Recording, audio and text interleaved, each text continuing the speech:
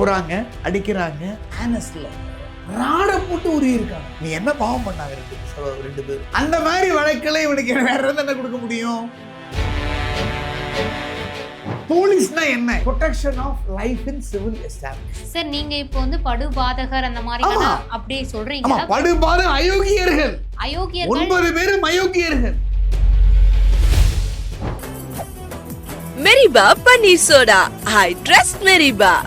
Magistrate என்ன பண்றாரு? அவ்வளவு காயங்களோட போறான். காயங்களே இல்ல அப்படின்னு அவரு ரிமைண்ட் பண்றாரு. சப்ஜெயில ரிமைண்ட் பண்ணும்போது என்ன பண்றான்? சப்ஜெயில் சூப்பர்டென்ட் மரண தண்டனை ஒரு குற்றவாளிக்கு வழங்கி விட்டார். உடனே நீங்க வாரண்ட் எக்ஸிக்யூட் பண்ணி தண்டனையை நிறைவேற்றி. ஒரு சில செக்ஷன்ஸ்ல வந்து சார்ஜஸ் மேட் அவுட் ஆகல அப்படின்னா அந்த சார்ஜஸ் எடுத்துட்டு மற்ற சார்ஜஸ் தண்டனை குறைக்கலாம். அரெஸ்ட் பண்ணி ரிமாண்ட் பண்ண அந்த 9 படுபாதக கொலையாளிகள் இருக்கான் பாருங்க. அந்த போலீஸ்காரன் தனக்கு பொண்டாட்டி இருக்கு, அம்மா அப்பா இருக்காங்க, குழந்தைகள் இருக்கான்னு நினைச்சானாம. அதுல குடும்பம் என்ன? குடும்பத்தை நினைச்சியா நீ? குடும்பத்துல உள்ளவங்க வெக்கப்படணும். வணக்கம் சார். வணக்கம். நாட்டிய உழுக்குன ஒரு கொடூர சம்பவம் சாத்தான்குளம் இரட்டை கொலை வழக்கு. இதுல குற்றவாளிகளா இருக்கக்கூடிய 9 பேருக்குமே மரண தண்டனை, இரட்டை மரண தண்டனை அப்படிங்கிறத கொடுத்துருக்காங்க. ஸோ இதை வச்சு பார்க்கும்போது குற்றவாளிகளுக்கு ஒரு நல்ல தண்டனை, பாதிக்கப்பட்டவர்களுக்கு நீதி கிடைச்சிருக்கு அப்படின்னு எடுத்துக்கலாமா? உங்களுடைய கருத்து என்ன சார் இதுல? ஃபர்ஸ்ட் ஆஃப் ஆல் இந்த வழக்கில் வந்து எல்லாரும் மறந்துட்டாங்க. என்ன அப்படின்னா, இந்த வழக்கை இந்த அளவுக்கு வந்து கொண்டு போய் சேர்த்து தண்டனை, மரண தண்டனை, அதாவது வந்து அட்மோஸ்ட் உச்சபட்ச தண்டனை பாரதிய BNS ஆக்ட், நியாய சங்கீதா அண்ட் ஃபார்மர் IPC, அந்த அளவுக்கு வந்து இந்த வழக்கை கொண்டு சென்ற honourable retired justice his lordship PN Prakash அவர்களுக்கும், இப்போ மதுரை பெஞ்சில் சிட்டிங் ஹானரபிள் ஜட்ஜாக இருக்கக்கூடிய his lordship mister justice B Pugazhendhi அவர்களுக்கும் தான் வந்து நன்றியை தெரிவிக்கணும். அடுத்து CBIக்கு நன்றியை தெரிவிக்கணும். அதுக்கப்புறம் இந்த வழக்கை திறம்பட கையாண்டு ஒரு மரணதண்டனை கொடுக்குறாங்க. அதுவும் போலீஸுக்கு அப்படிங்கும்போது நீங்கள் எல்லாமே யோசிக்கணும். தப்பு தான், தகுந்த பாடம் கற்பிச்சே ஆகணும் அப்படின்னு தகுதியின் அடிப்படையில் குற்றவாளிகள் அனைவருக்கும் மரணதண்டனை வழங்கிய திண்டுக்கல் நிலக்கோட்டையை சார்ந்த honourable additional district judge mister Muthukumaran அவர்களுக்கு இவன் சாஷ்டாங்கமாக நம்ம நமஸ்காரமே பண்ணணும்.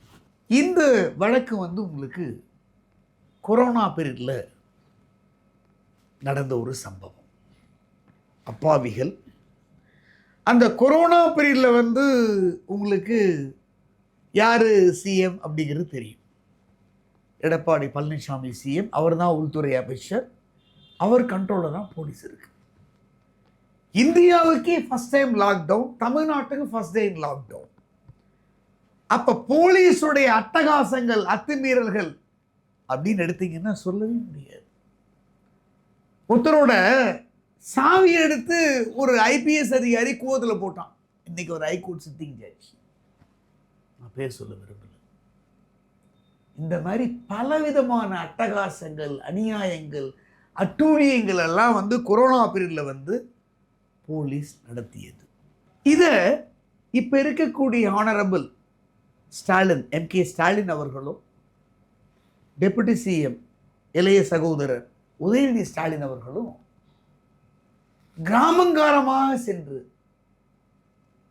எலெக்ஷனுக்கு முன்னாடி சாத்தான்குளம் இஷ்யூ, தூத்துக்குடி துப்பாக்கி இஷ்யூ ரெண்டையும் கொண்டு போய் தான் அவங்க வந்த எலெக்ஷனில் வந்து பெரும்பான்மையான இடங்களை பிடித்து ஆட்சியில் அமர முடிந்தது. போகிறாங்க, அடிக்கிறாங்க. 2 பேர், அது எப்படின்றீங்க, அப்பாவுக்கு முன்னாடி பையன் நிர்வாணப்படுத்துகிறாங்க, பையனுக்கு முன்னாடி அப்பாவை நிர்வாணப்படுத்துகிறாங்க. இது எல்லாம் யார் கொண்டு வந்தாங்க அப்படின்னு சொன்னீங்கன்னா மீடியா தான். அந்த ஊடகங்களுக்கும் ஒரு உச்சநீதிமன்ற வழக்கறிஞர் நன்றியை தெரியுது. ஏன்னா ஊடகங்கள் கொண்டு வரலன்னா வெளிச்சத்துக்கே வந்திருக்காது. இதை பார்த்த உடனே அன்னைக்கு யாருமே வாய்ஸ் ரைஸ் பண்ணல. தூத்துக்குடி சகோதர வழக்கறிஞர் ஹென்றி திபேன் அவர் வாய்ஸ் ரைஸ் பண்ணார். அதுக்கப்புறம் அன்னைக்கு மதுரை பெஞ்சில் நிர்வாக நீதிபதியாகவும் அண்ட் ஃபர்ஸ்ட் கோர்ட் மதுரை அமர்வுள்ள நீதிபதியாக இருந்தவர் justice PN Prakash and justice இப்போ இருக்கிறவர் ஜஸ்டிஸ் P புகழேந்தி. அந்த அமர்வில் நம்ம பெட்டிஷன்லாம் ஃபைல் பண்ணுறது சான்ஸ் கிடையாது. எல்லாமே COVID-19 நான் இங்கேருந்து மென்ஷன் பண்ணுறேன். ரொம்ப சத்தமாக கேட்குறாரு, என்ன பர்மிஷன் இல்லாமல் நீங்கள் என்ட்ரானீங்க போனீங்க இல்லை மிலோடு, இந்த மாதிரி விஷயங்கள்லாம். 2 பேரும் உடனே தன்னிச்சையான வழக்காக எடுக்கிறாங்க. மோட்டோவாக எடுக்கணும்னு நான் மென்ஷன் பண்ணுறேன். தன்னிச்சையான வழக்காக எடுக்கிறாங்க. அந்த வழக்கை ஒரு மீட்டிங்கில் honourable retired justice PN Prakash சொல்கிறார், இந்த வழக்கை படித்து கேட்ட உடனே மனசெல்லாம் எனக்கு பதறி போச்சு. 6:45 மணிக்கு நான் brother judge is lordship justice B புகழேந்தியை கூப்பிட்டேன். கடகடன்னு நான் ஜட்ஜ்மெண்ட்டை டிக்டேட் பண்ணி ஆர்டர்ஸை ப்ரொனவுன்ஸ் பண்ணேன் அப்படின்னு ரிட்டையர்மெண்ட் ஆனதுக்கப்புறம் ஒரு ஃபங்க்ஷனில் ஃபெலிசிட்டேஷனில் சொல்கிறார் ஜஸ்டிஸ் PN பிரகாஷ். அவரும் B புகழேந்தி ஜஸ்டிஸ் இல்லைன்னா இந்த வழக்கு மூடப்பட்டு கடலில் கரைத்த பெருங்காயம் மாதிரி ஆயிருக்கும். இந்தியாவிலேயே முதல்ல என்ன பண்ணுறாரு, ஃபர்ஸ்ட் சரி இது சிபிஐக்கு விசாரணைங்கிறது ரைட்டு. ஒரு டிஎஸ்பி ஐ திங்க் அனில்குமார் நினைக்கிறேன், I hope so, forgotten the name, அவர் கண்ட்ரோலில் கொண்டு போடும் சிபிசிஐடி. தடயங்கள்லாம் அவங்க அழிச்சிடுவாங்களே சிபிஐக்கெலாம் ட்ரான்ஸ்ஃபர் பண்ணி, அதுக்கு ஏதாவது ஒரு ஆர்டர் போடணுமேனு 2 ஜட்ஜஸ் யோசிக்கிறாங்க. எதுக்காக சொல்கிறேன் அப்படின்னா, நீதி இருக்கிறது, லைக்வைஸ் நீதிபரசர்களும் இருக்கிறார்கள் இந்தியாவில் அப்படிங்கிறதுக்கு ஒரு பெரிய உதாரணம். என்ன சொல்கிறாரு, இது போலீஸ் கண்ட்ரோலில் இருந்ததுன்னா தடயங்கள்லாம் அழிச்சிடுவாங்க. அந்த மேஜிஸ்ட்ரேட் என்ன பண்ணுறாரு, அவ்வளோ காயங்களோட போகிறான். காயங்களே இல்லை அப்படின்னு அவர் ரிமாண்ட் பண்ணுறாரு. சப்ஜெயிலில் ரிமாண்ட் பண்ணும்போது என்ன பண்ணுறான், ஜெயில் அந்த சப்ஜெயில் சூப்பர்டென்ட் அதையும் அட்மிட் பண்ணி அலோவ் பண்ணுறான். இந்த மாதிரி விஷயங்கள் நடக்குது சார். ஆனால் அந்த காலகட்டத்தில் இருந்த அதாச்சும் எடப்பாடி அவர்களுடைய அமைச்சர்கள் பல பேருமே அவங்கள யாரும் அடிச்சு கொள்ளலை, ஹார்ட் அட்டாக் தான் இறந்தாங்க அப்படிங்கிற மாதிரியான. ஆமாம், அவங்களை அடிக்கலாம் இல்லை, சும்மா கவனிச்சாங்க.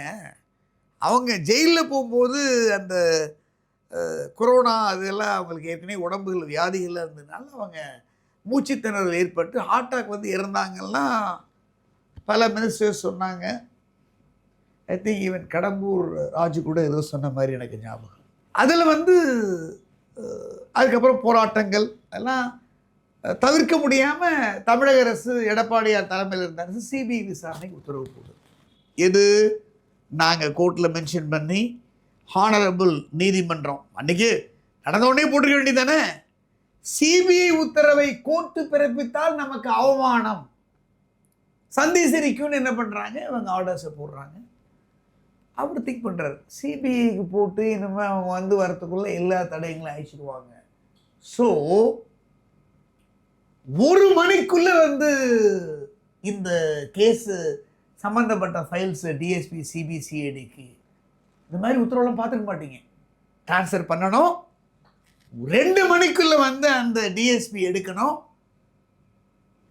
விசாரணையை தொடங்கணும் சிபிஐ வர வரைக்கும் அப்படின்னு உத்தரவு போடுறார். அந்த டிஎஸ்பி ரொம்ப நேர்மையானவர்.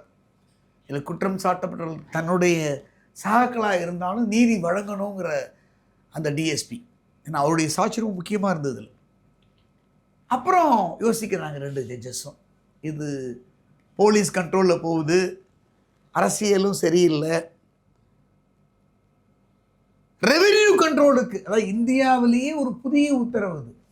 என்ன பண்ணுறாரு, 226 இந்திய அரசியலமைப்பு சட்டத்தில் அந்த அதிகாரத்தை பிரயோகித்து 3 நாட்கள் சாத்தான்குளம் போலீஸ் ஸ்டேஷனை வருவாய்த்துறை கண்ட்ரோலுக்கு கொண்டு வரதுக்கு ஆர்டர் போடுறார். அப்போ தான் எல்லா தடைகளும் சேகரிக்கிறாங்க. சரி, தூத்துக்குடி மாவட்டத்தில் எந்த மேஜிஸ்ட்ரேட் அப்பாயிண்ட் பண்ணாங்க போது ஹானஸ்ட் இம்பெக்கபிள் அப்படின்னு தெரிஞ்ச சகோதர நீதிபதி அவர் மிஸ்டர் பாரதிதாசன் அப்பாயிண்ட் பண்ணுறாரு. அப்போ மிஸ்டர் லோகநாதன் அப்படிங்கிற ஒரு ஹானர் வந்து தூத்துக்குடி மாவட்ட நீதிபதி, அவரையும் டிபூட் பண்ணுறாரு. இவங்கெல்லாம் போய் எல்லா தடயங்களும் சேகரித்து இதுக்கிடையில் என்ன பண்ணுது, இது கிரிமினல் கான்ஸ்பிரசி, சதி அப்படிங்கிற செக்ஷன் சேர்க்கலை அப்படின்னு சொல்கிறாங்க. அதுக்கு காரணங்களை கேட்குறாங்க. காரணங்களை சொன்ன உடனே அந்த செக்ஷனையும் சேர்க்குறாங்க. இதில் நீங்கள் முக்கியமாக பார்க்கக்கூடிய என்னென்னா, அரெஸ்ட் பண்ணி ரிமாண்ட் பண்ண அந்த 9 படுபாதக கொலையாளிகள் இருக்கான் பாருங்க, அந்த போலீஸ்காரனவன், அவங்க 6 வருஷம் நினைக்கிறேன் பெயிலே இல்லை, ஜெயிலில் போனவன் அப்படியே மரணதண்டனையில் உட்காந்துட்டு இருக்கான். அப்போ ஜெயிலே கொடுக்கல, ஏதோ ஒருத்தர் 2 பேர் ஏதோ டெத்துக்காக பரோலில் போன மாதிரி விஷயங்கள் இருக்கு. இந்தியாவையே உலுக்கிய, தமிழகத்தையே உலுக்கிய இந்த படுபாதக பயங்கரமான கொலையாளிகள். அதாவது ஒரு பாயிண்ட் வச்சுக்கோங்க, போலீஸ்னா என்ன, இதை நான் கொரோனா பீரியட்லேயே விளக்கமாக நான் நிறைய வீடியோ போட்டேன். Protection of life in civil establishment. Sir, நீங்க இப்போ வந்து படுபாதகர் அந்த மாதிரி அப்படி சொல்றீங்க. படுபாதக அயோக்கியர்கள், 9 பேரும் அயோக்கியர்கள். ஆனா கமலஹாசன் அவர்கள் வந்து நேற்றைய ஒரு ஈவினிங் டைம் போல ஒரு பிரஸ் மீட்ல என்ன சொல்றாரு அப்படின்னு பாத்தீங்கன்னா, இந்த 9 பேருக்கும் இந்த மரண தண்டனை அப்படிங்கிறது வந்து அவங்க குடும்பத்துக்கு கொடுக்கக்கூடிய ஒரு தண்டனையா பாக்குறேன், அது வந்து கொஞ்சம் யோசிச்சிருக்கலாம்னு சொல்றாரு. நீங்க இதை எப்படி பாக்குறீங்க? அப்ப கமலஹாசனுக்கு அறிவு இல்லை அப்படின்னு தான் நான் சொல்லுவேன். இதுல கமலஹாசனோ இல்ல அவர் குடும்பத்தினரோ யாராவது இல்ல இந்த மாதிரி போலீஸ் அடித்து உதைச்சு, அதாவது ஆனஸ்ல ராடை போட்டு உருகிருக்கானுங்க. எங்கேயாவது பார்த்துருக்கீங்களா? இது வந்து நீங்கள் இந்த நிர்பயா வழக்கில் கேள்விப்பட்டிருப்பீங்க. நீ என்ன பாவம் பண்ணாங்க 2 பேரும். அந்த மாதிரி வழக்கில் இவனுக்கு வேற என்ன கொடுக்க முடியும்? அவர் இந்த காக்கி சட்டை மாதிரி போலீஸ் நடித்ததுனால அவருக்கு கொஞ்சம் விசுவாசம் அதெல்லாம் இருக்குன்னு நினைக்கிறேன் அவருக்கு. இதில் கமல்ஹாசன் சொன்னது நீதிமன்ற அவமதிப்புன்னு தான் நான் சொல்வேன். ஏன்னா அவர் ஜட்ஜ்மெண்ட் கொடுத்துட்டாரு, அதுக்கப்புறம் ப்ரொசீஜர்ஸ் இருக்குது. ஒன்று வேணால் கமல்ஹாசன் பண்ணட்டமே, நான் சொல்கிறேன். ரொம்ப உங்களுக்கு வந்து அக்கறை இருந்தது அப்படின்னா நீங்கள் ஒரு வக்கீலை வச்சு அந்த 9 போலீஸ்காரனுக்கும் அயோக்கியனுக்கும் படுபாத கொலையாளிகளுக்கும் நீங்கள் அப்பீல் வச்சு வாதாடி வெளியில் வேணால் கொண்டு வாங்கல. இவர் டிஎம்கேல இருக்கிறது தப்புங்க. ஸ்டாலின் அவர்கள் வந்து கொஞ்சம் யோசிக்கணும். இப்போ தான் எம்பியாக பதவி ஏற்றிருக்காரு. அப்போ வந்து கஸ்டடியல் டார்ச்சர், கஸ்டடியல் டெத்தை வந்து ஒரு ஆதரிக்கிறாரா? இவர் 6 வருஷம் எம்பியாக இருந்து என்ன பண்ண போகிறார் மக்களுக்குன்னு மக்கள் யோசிக்கணும். அந்த இவருடைய பாட்டி இப்போ அதனால யோசிச்சு சீட்டே கொடுக்கல. இவர் பாட்டியை தமிழக மக்களை புறந்தள்ளணும்னு நான் சொல்லுவேன். கமல்ஹாசன் வந்து டோட்டல் இடியட், முட்டாள், அறிவில்லாதவர் அப்படிங்கிறது என்னுடைய ஆழமான கருத்து. சார், அடுத்தபடியா இந்த சம்பவத்தப்போ அதாவது போலீஸ் துறை அமைச்சரா இருந்தவர் வந்து இப்ப எதிர்கட்சி தலைவரா இருக்கக்கூடிய எடப்பாடியார். ஆனா இதை சார்ந்து எந்த ஒரு விஷயமும் அவர் வெளியிடல, இதை பத்தி எதுவுமே பேசல அப்படிங்கறத நீங்க எப்படி பாக்குறீங்க? ஒண்ணு வச்சுங்களேன், இப்ப கூட ஸ்டாலின் தலைமையில் இருக்கிற விஷயங்கள்ல நிறைய கஸ்டடியல் டெத்து டார்ச்சர் நடந்திருக்கு. ஆமா, நடந்திருக்கு, நிறைய நடந்திருக்கு. அஜித் குமார் வழக்கு வரைக்கும் போயிருக்கு. அதுல யாரு ஆர்டர்லாம் போட்டாங்க, எந்த ஐஏஎஸ் எல்லாம் தெரியல. ஆகாஷ் ஆல்சோ இப்ப ஒரு 1 month முன்னாடி. அதனால இப்போ நம்ம சொல்லக்கூடாதுங்க, பட் பட்டவர்த்தனமாக சொல்கிறேன். எதிர்கட்சியாக இருக்கும்போது ஒரு நிலை, ஆளுங்கட்சியாக இருக்கும்போது ஒரு நிலை அப்படிதான்.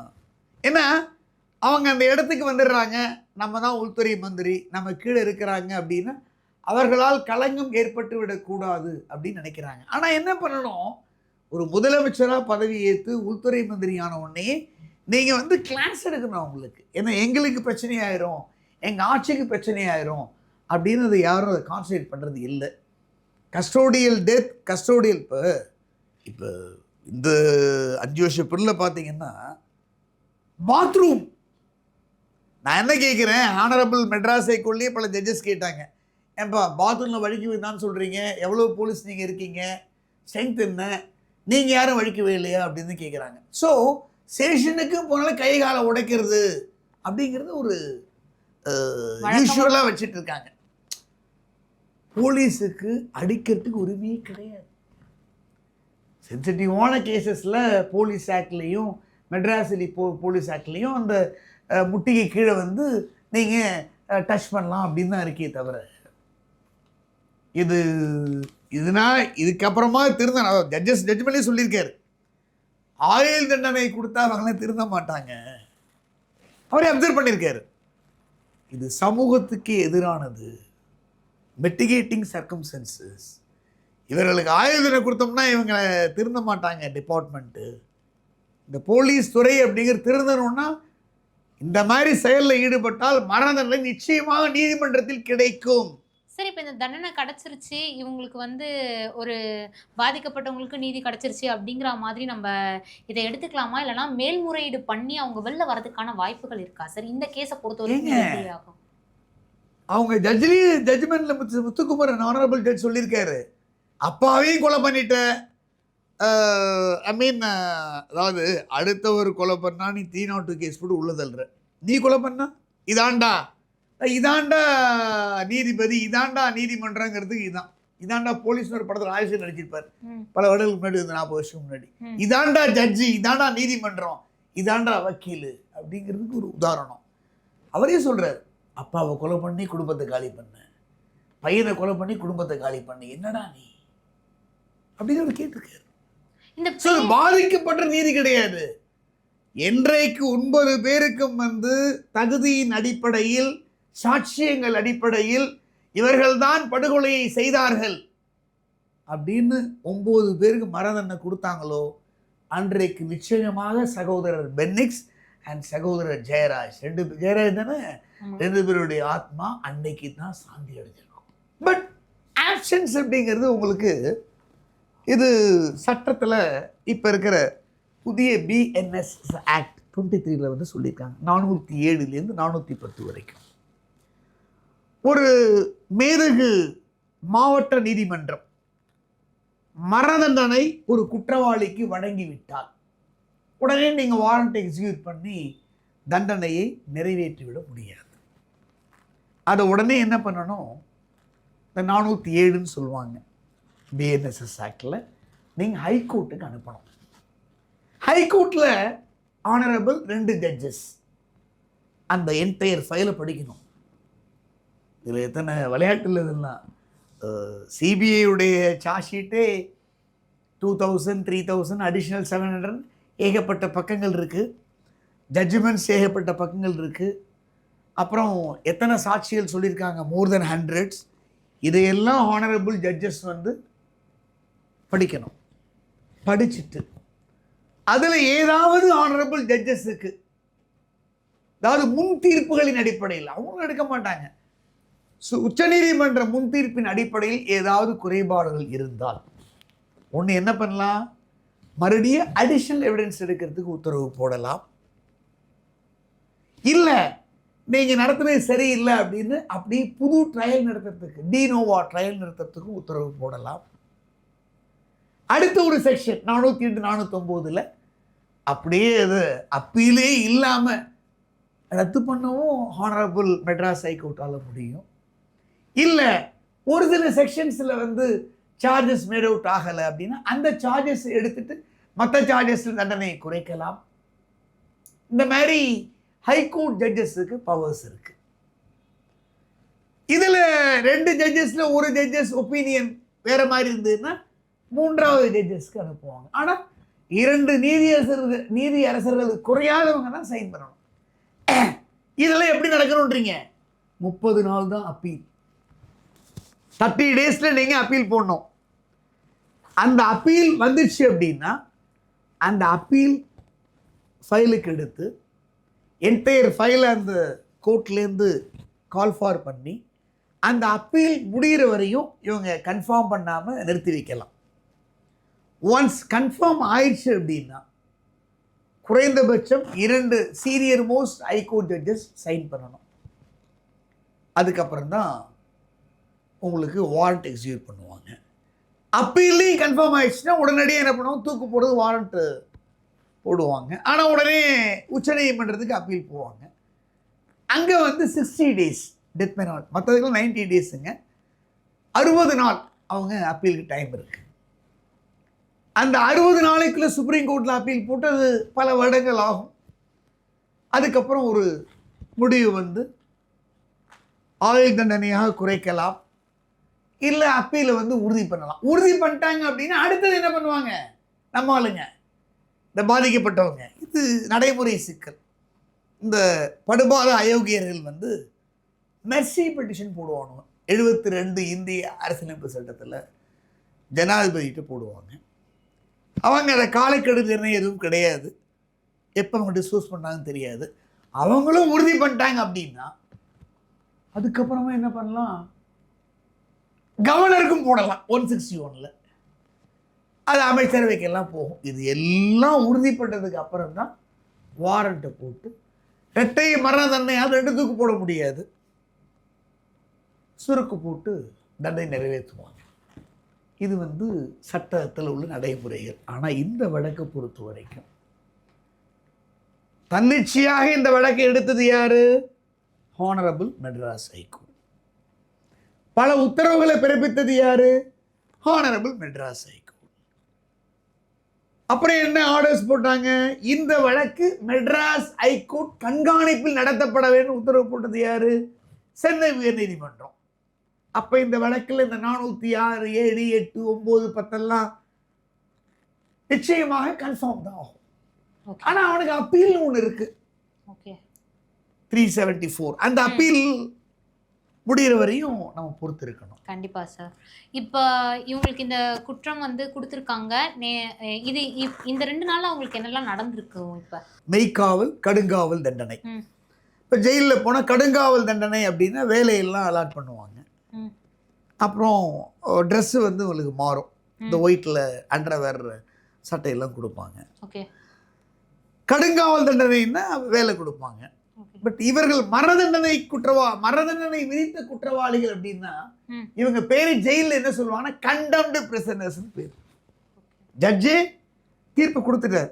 என்ன தீர்ப்பு கொடுத்துட்டாரு?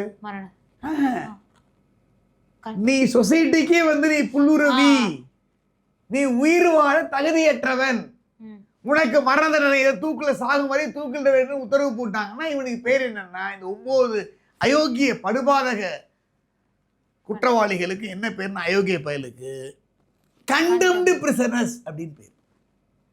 இவங்களை 24 மணி நேரம் ஜெயிலில் நீங்க டர்ன் டியூட்டி போட்டு பாதுகாக்கணும். ஏன்னா கோர்ட்டு உத்தரவால தான் தூக்கிலப்பட வேண்டும், அவங்களா எதுவும் பண்ணிக்கூடாதுங்கிறதுனால அப்ப தனித்தனி ஜெயிலில் வச்சு 9 பேர் ஒன்றா வைக்க மாட்டாங்க. ஓகே. தனித்தனி ஜெயிலில் வச்சு 24 மணி நேரமும் மதுரை சென்ட்ரல் பிரிசன்னா அங்கே கண்காணிக்கணும். இந்த வழக்கு முடிகிற என்டையர் பீரியட் இவன் கண்டம்டு பிரிசனர்ஸ். இந்த மரண தண்டனை அயோக்கிய போலீஸ்காரர் இருக்கான் பாருங்க, inspector, sub inspector, constable, head constable, அவன் குடும்பம் என்ன பண்றது? அவன் நான் என்னைக்கு கமல்ஹாசன் சொல்லியிருக்காரு இல்லைங்க, அடிக்கும் போது அவன் குடும்பத்தை நினைச்சானா? அடிச்சு கொலை பண்ற ரவி கணேஷோ ஸ்ரீதரோ மற்றவங்களோ வெயில் முத்து இவன்லாம் இருக்கான் பாருங்க, தனக்கு பொண்டாட்டி இருக்கு, அம்மா அப்பா இருக்காங்க, தங்கச்சி தம்பி இருக்காங்க, குழந்தைகள் இருக்கான்னு நினைச்சானா? அவன் நினைக்கல. அவனுக்கு ஈகோ கிளாஷ் ஆகி அந்த இடத்துல. அதாவது இந்தியாவில் தான் அப்படி சட்டங்கள். இதே நீங்க ஷரியத்துல எல்லாம் இருக்கிற முஸ்லீம் கண்ட்ரியில இந்த கதையெல்லாம் கிடையாதுங்க. அப்பீல்லாம் முடிச்சுட்டு வெள்ளிக்கிழமை பொதுமக்கள் மத்தியில் கழுத்தை துண்டா வெட்டுவாங்க. இங்கே இது பண்ண முடியாது. நாங்களே மரண தண்டனைக்கு எதிரானவர்கள் தான். பட் இந்த வழக்கில் வந்து இவங்கெல்லாம் தூக்கிலிடப்பட வேண்டும் அப்படிங்கிறது தான் எல்லாருடைய விருப்பமும். அதில் குடும்பம் என்ன, குடும்பத்தை நினச்சியா நீ? குடும்பத்தில் உள்ளவங்களாம் வைக்கப்படணும், அவன் அப்பா அம்மாலாம் வைக்கப்படணும். இந்த மாதிரி பயிரை பெத்த மேடா அப்படின்னு வைக்கப்படணும். இந்த மாதிரி அயோக்கியர்களை வந்து நம்ம என்லிஸ்ட் பண்ணமே அப்படின்னு இவனை போலீஸ் வேலைக்கு டைரக்ட் ரெக்ரூட்மெண்ட்டோ இல்லை கான்ஸ்டபிள் ஆகி வந்தானோ அவன்லாம் வைக்கப்படணும். இந்த ஜட்ஜ்மெண்ட்டுக்கு அப்புறமும் போலீஸ் திருந்தலை அப்படின்னா அப்புறம் பொதுமக்கள் சட்டத்தை கையில் எடுத்துருவாங்க. வேறு வழி கிடையாது. அதாவது குற்றம் அப்படிங்கிறது வந்து தவிர்க்க முடியாது. இன்னைக்கு எல்லாரும் குற்றம் பண்றாங்க.